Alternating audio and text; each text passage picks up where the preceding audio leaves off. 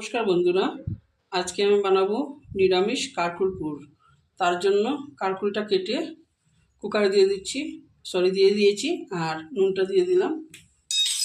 3টা সিটি মেরে নেব।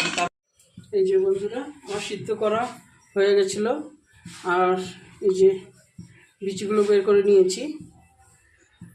আর এখন তেলটা বসিয়ে দিয়েছি গরমটা হয়ে যাক, একটু বাকি গরম হওয়ার জন্য। তেলটা গরম হয়ে গেছে, তারপরে বিচিগুলো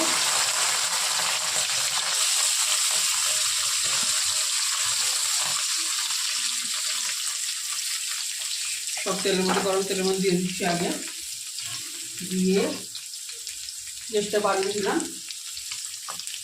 একসঙ্গে নুন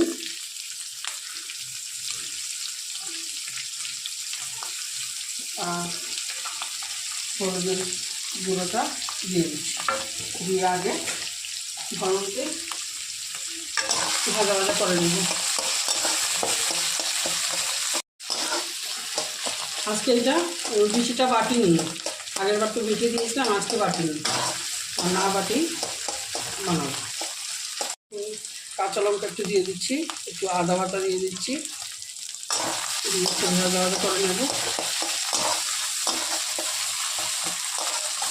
আর আমি 2 চামচ শস্য বেটে নিয়েছিলাম, আর শস্যটা পেস্ট করার সময় দেখাইনি, তার জন্য বলে দিচ্ছি। সাদা আর লাল শস্য বেটে দিয়েছি। শস্যটা দেওয়ার পর একটু ঝালের জন্য একটু লাল মরিচের গুঁড়াটা দিয়ে দিচ্ছি। এটা অপশনাল, দিলেও হবে না দিলেও হবে। দিয়ে এখন ভালো মতো আরও কষা। একটু ফ্রেশ নারকেল ছিল, নারকেলটা দিয়ে দিচ্ছি। আর একটু ছানা দিয়ে দিচ্ছি। আর এটা সম্পূর্ণ নিরামিষ। সেদিন বানিয়েছিলাম সয়াবিন দিয়ে পেঁয়াজ দিয়ে, আজকে নিরামিষ বানিয়ে আপনাদেরকে দেখাবো। আর আরও যদি অন্য কিছু দেখতে আপনাদের ইচ্ছা করে কমেন্টে বলবেন, সেটাও আমি দেখাবো বানিয়ে। আর অনেক রকম বানানো যায়। পুরটা হয়ে গেছে, এখন ভিতরের পুরটা হয়ে গেছে। এখন নামিয়ে ঠান্ডা করে তারপরে কারকুলের ভিতরে ভরব। এই দেখেন, পুরটা ঠান্ডা হয়ে গেছে মোটামুটি। এখন পুরটা ভরে নিচ্ছি। ভরে পিঠালে দিয়ে দেবো। বেসনের পিঠালে দিতে পারি, চালেরও দেওয়া যায়, আমি বেসনের দিয়ে দেবো।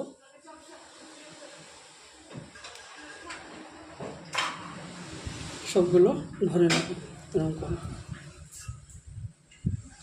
পুরটা ভরে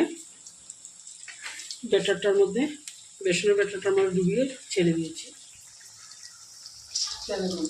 এখন লাল করে ভেজে তুলে দেবো। হয়ে গেছে, 8 প্লেট দিয়ে দিচ্ছি।